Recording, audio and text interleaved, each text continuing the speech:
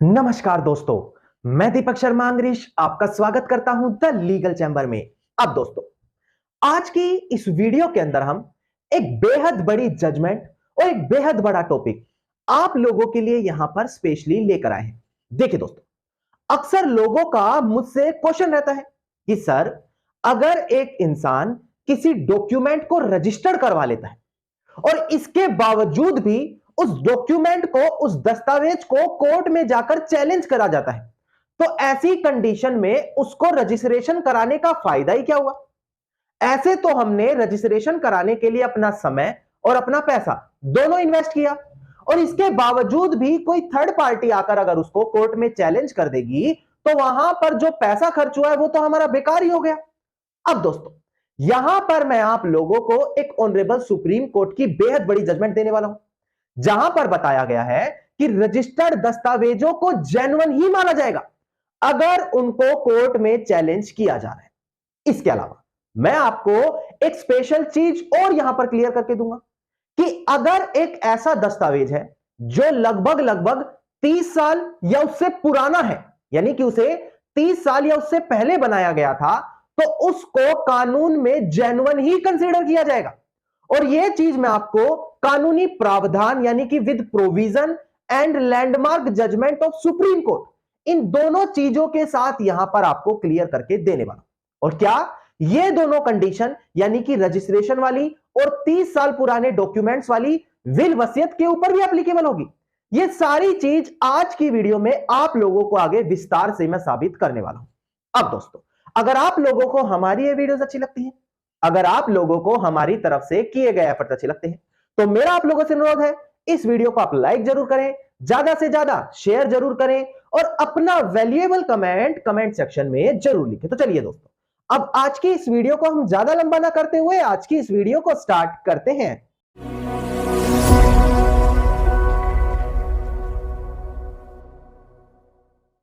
अब दोस्तों, हम बढ़ते हैं अपनी आज की इस वीडियो की। देखिएगा, सबसे पहले मैं आपको बता दूं कि अगर एक ऐसा दस्तावेज है जिसको सेक्शन 17 ऑफ रजिस्ट्रेशन एक्ट, यानी कि वो प्रोविजन, वो प्रावधान जिसके अंदर सभी दस्तावेज बताए गए हैं जिन जिन को रजिस्टर्ड करवाना अनिवार्य होता है, अगर उस सेक्शन के तहत आपका दस्तावेज आ जाता है, जैसे कि सेल डीड, गिफ्ट डीड, और आपने उसको रजिस्टर्ड भी करवा रखा है, तो ऐसी कंडीशन में कोई भी इंसान उठकर आपके डॉक्यूमेंट को बेवजह चैलेंज नहीं कर पाएगा। अगर उसके पास कोई जेन्युइन कारण नहीं है और जेन्युइन कारण से जुड़ा कोई एविडेंस नहीं है, तब तक वो आपके उस रजिस्टर्ड दस्तावेज का कुछ भी नहीं बिगाड़ सकता।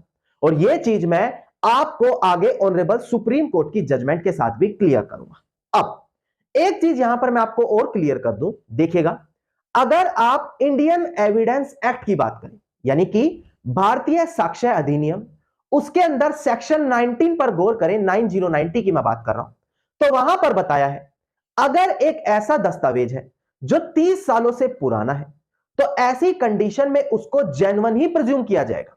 यही माना जाएगा कि उसके अंदर जो साइन किए गए हैं, उसके अंदर जो लिखावट है, यह उसी व्यक्ति की है जिसकी तरफ से यह बताया जा रहा है कि हमें उसी से यह दस्तावेज मिला है। इसके अलावा अगर जिस व्यक्ति के पास वो दस्तावेज होना चाहिए था उसी की प्रॉपर कस्टडी में ये मिला है, तो वो डॉक्यूमेंट वहां पर जेन्युइन प्रिज्यूम हो जाता है। उदाहरण के तौर पर समझा दूं ताकि ये प्रोविजन आपको क्लियर हो जाए। देखिए, मान लेते हैं हमने एक 1970 में प्रॉपर्टी खरीदी। अब वो जब हमने प्रॉपर्टी खरीदी तो वहां पर रजिस्टर्ड सेल डीड के माध्यम से खरीदी गई। अब ऐसी कंडीशन में देखा जा रहा है कि वो डॉक्यूमेंट हमें अब मिला है और हमारी ही कस्टडी, हमारे पास से ही मिला है, तो खरीदी हमने है तो हमारे पास ही मिलना चाहिए, हमारे पास ही उसकी प्रॉपर कस्टडी होगी। और अगर वो दस्तावेज यहां पर 30 साल पुराना हो जाएगा तो यही कंसीडर होगा कि हां भाई, इसके कंटेंट, इसके अंदर साइन, इसके अंदर लिखे गए शब्द ही जेन्युइन यहां पर बताए गए हैं।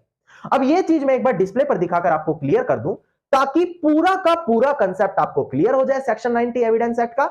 इसके बाद हम जजमेंट्स के ऊपर आगे बढ़ेंगे। दोस्तों देखिएगा, दोस्तों डिस्प्ले पर आपको सेक्शन 90 अब दिखाई दे रहा होगा। ये कहता है presumption as to document 30 years old, यानी कि अगर एक दस्तावेज 30 साल पुराना है तो कोर्ट को वहां पर उसे क्या समझना पड़ेगा, कैसे प्रिज्यूम करना पड़ेगा। देखिए, लिखा है अगर एक ऐसा डॉक्यूमेंट है जो कि ये साबित हो जाता है कि वो 30 साल से ज्यादा पुराना है, और उसको उसी की कस्टडी से मिला है जहां से उसको उसे मिलना चाहिए था। यानी कि जैसे मैंने आपको बताया था, मैंने प्रॉपर्टी खरीदी है तो मेरे पास ही वो डस्टबिन मिलना चाहिए, मेरी कस्टडी से मिलना चाहिए।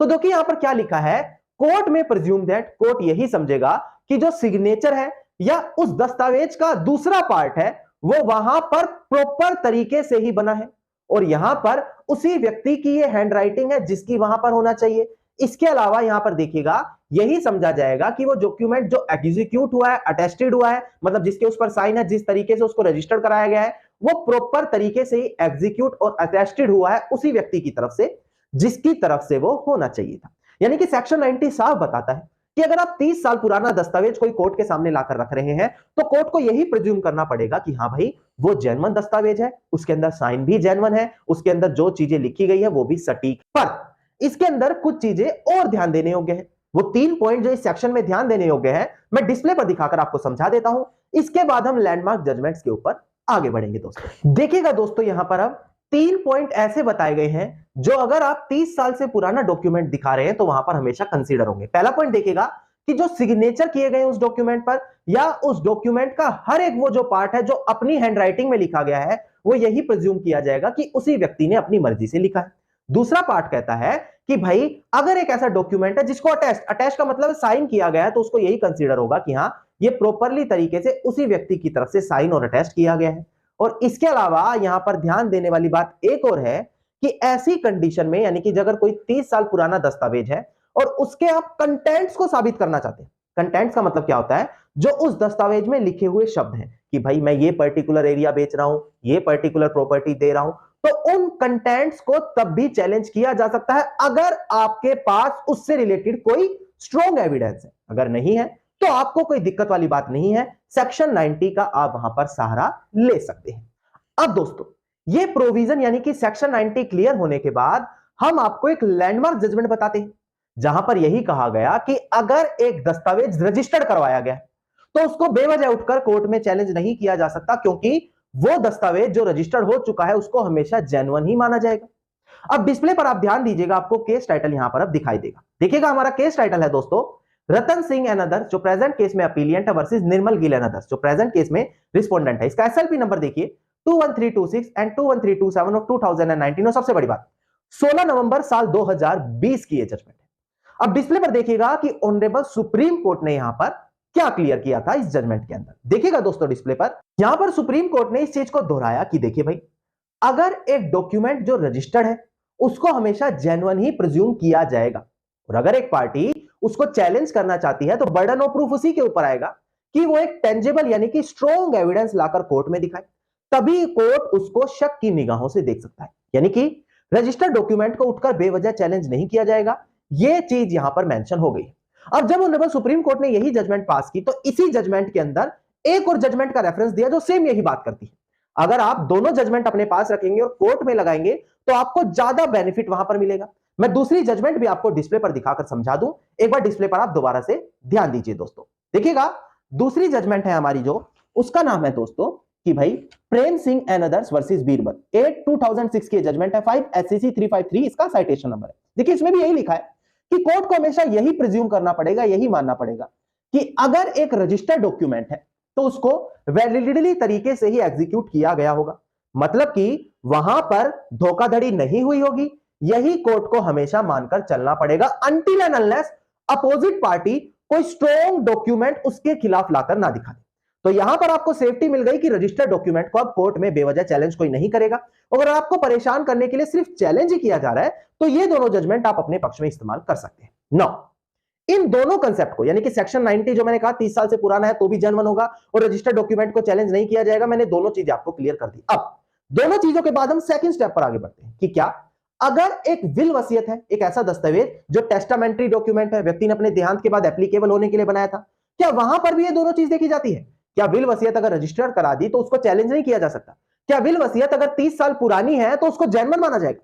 इन दोनों चीजों पर ऑनरेबल सुप्रीम कोर्ट पहले ही निर्धारित कर चुका है कि ऐसी कोई सिचुएशन विल वसीयत पर एप्लीकेबल नहीं होगी, क्योंकि विल वसीयत एक ऐसा दस्तावेज है जो दोनों टेस्टिंग विटनेस यानी कि दोनों गवाह के थ्रू ही कोर्ट में साबित किया जा सकता है। वहां पर 30 साल वाली परज्यूम और यहां पर रजिस्ट्रेशन वाली चीज विल वसीयत में काम नहीं आएगी।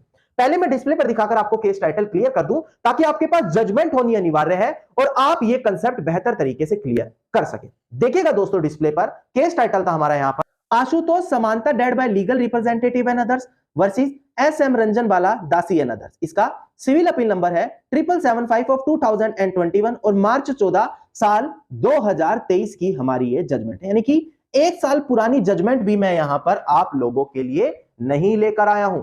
अब देखिए दोस्तों, यहां पर ऑनरेबल सुप्रीम कोर्ट ने कहा, आप डिस्प्ले पर भी देख सकते हैं कि भाई अगर एक व्यक्ति विल वसीयत को कोर्ट में लाकर दिखा रहा है और सेक्शन 90 एविडेंस एक्ट का सहारा ले रहा है कि भाई ये तो 30 साल पुरानी है, इसको जेन्युइन ही मानो, तो ऑनरेबल सुप्रीम कोर्ट ने कहा कि नहीं भाई, विल वसीयत वाले केस में सेक्शन 90 एविडेंस एक्ट एप्लीकेबल नहीं होगा।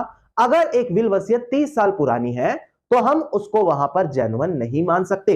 उसको अगेन जो हमारा इंडियन एविडेंस एक्ट है जैसे सेक्शन 68 वगैरह, उसी के थ्रू ही उसको कोर्ट में साबित करना पड़ेगा, यानी कि दोनों अटेस्टिंग विटनेस को कोर्ट में बुलाकर उनकी एग्जामिनेशन कराकर ही यह चीज तय की जाएगी कि क्या विल वसीयत सही तरीके से बनी थी या फिर नहीं बनी। इसके अलावा दोस्तों एक और जजमेंट है, उसका भी केस टाइटल आप डिस्प्ले पर देख लीजिए ताकि आपको पूरा का पूरा सिनेरियो यहां पर क्लियर हो जाए।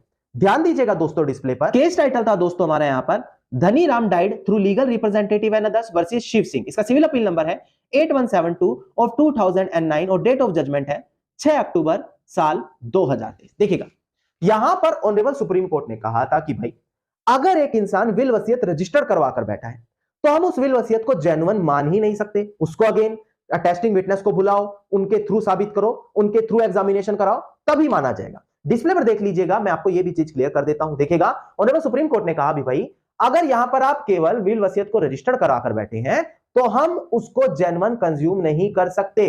क्यों? क्योंकि इसका एक प्रोविजन है, विल वसीयत को कोर्ट में कैसे आपको एस्टेब्लिश कराना है, उसके लिए हमें सेक्शन 68, 69, 70, 71 बता रहा है। सेक्शन 63 इंडियन सक्सेशन एक्ट बता रहा है कि कैसे विल वसीयत बननी चाहिए। अगर आप केवल रजिस्टर्ड करवा लेते हैं तो यहां पर यह नहीं होगा कि विल वसीयत आपकी जेन्युइन हो गई। यानी कि दोस्तों अगर बात विल वसीयत की आएगी तो 30 साल वाला जो कानून मैंने सेक्शन 90 इंडियन एविडेंस एक्ट बताया और रजिस्ट्रेशन वाली जजमेंट बताई वो वहां पर एप्लीकेबल नहीं होगी। बट अदर कोई अदर डॉक्यूमेंट्स हैं तो इन तीनों चीजों का आप रेफरेंस अपने केस में लगाकर इन कानूनों के तहत अपना केस जीत सकते हैं या उसको बहुत ज्यादा स्ट्रॉन्ग बना सकते हैं। धन्यवाद दोस्तों, उम्मीद करता हूं वीडियो के अंदर मिली जानकारी आप सभी लोगों के लिए बेहद ज्यादा लाभदायक साबित होगी। वीडियो के अंदर अगर मिली जानकारी आप सभी लोगों को अच्छी लग रही है तो वीडियो को आप लाइक, शेयर और कमेंट करना बिल्कुल भी ना भूलें ताकि मैं आप लोगों के लिए इसी प्रकार की इंफॉर्मेटिव वीडियोस लगातार रहता रहूं। और अगर आप इसी प्रकार की इंफॉर्मेटिव वीडियोस रोजाना पाना चाहते हैं तो चैनल को सब्सक्राइब करके नोटिफिकेशन बेल आइकन जरूर दबा दें।